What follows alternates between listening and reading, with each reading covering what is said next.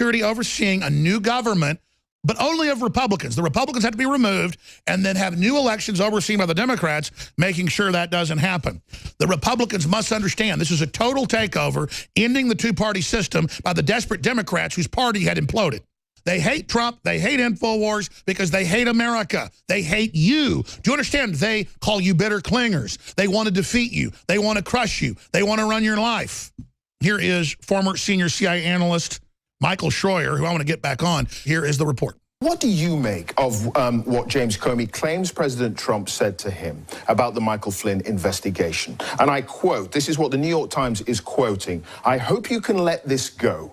I hope you can see your way clear to letting this go. He is a good guy. I hope you can let this go." What does that amount to you? It amounts to me to a suggestion that he would like to avoid the bother of something that had very little basis in fact, but he didn't order Comey to do anything.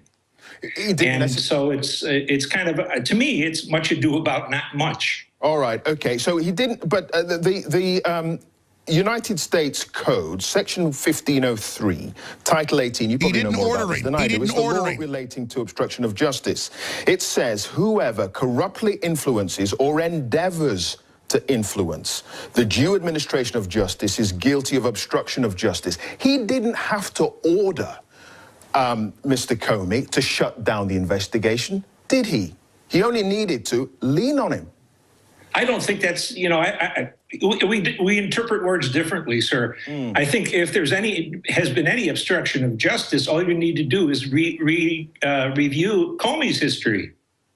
Comey has abetted the senior people in the Democratic Party to stay out of prison for his whole term.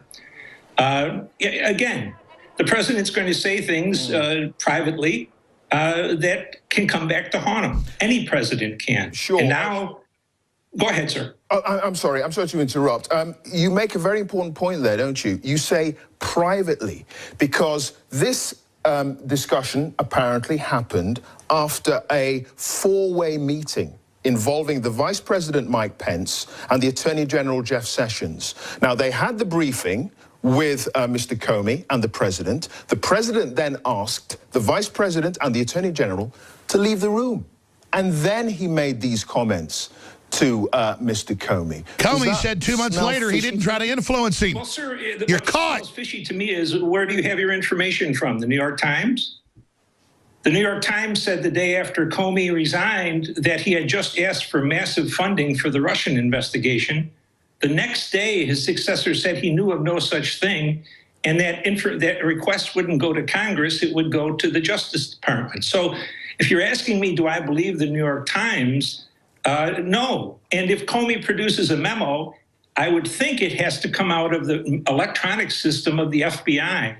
If it comes from Comey's home, you have either the chance of it been written in the past 10 days, or he was keeping information about private conversations with the president at home instead of in secure accommodations. But you know, as well as anyone, that a lot of officials, particularly when they have a very important meeting with the president, keep contemporaneous notes. They're called memorandums. And if he thought it was obstruction, he had to go to the Attorney General. The head of the FBI, it's more likely than not that he would do that, isn't it? Well, I certainly did, sir, when I was a senior officer. But I never took them home, and they're available on the computer. All I'm saying is that if he did write a memo at the time, that's right. Private notes are illegal on the FBI's electronic communication system. Basically. And if it doesn't come from there, there's no certainty when it was written.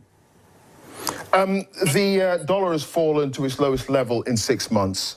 Investors are concerned that the president, tied up with all this, is not able to push through tax cuts, not able to deal with the economy, and we know that non-farm roles were pretty poor compared to what people thought they would be for the last few months, and also dealing with infrastructure spending and cutting red tape. His agenda is getting stymied, and the Republicans are getting worried about this because of all this, isn't it? Sure, the Republicans are on the same side as the Democrats. You have to remember that both establishments are anti-Trump and will be until and unless he's able to tame them.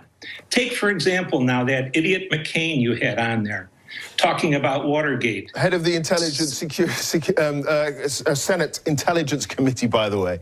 Yes. 7 months after they started an investigation of this Russia business, the only piece of evidence they have is from the word of a private sector IT company that worked for Hillary Clinton, that the Russians took the emails out of the DNC.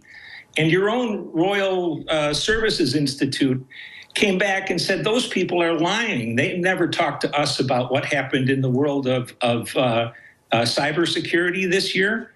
That's the only evidence, sir. They won't let the FBI look at the DNC's server. If it wasn't for that private sector Clinton-employed company, we would have nothing to go on.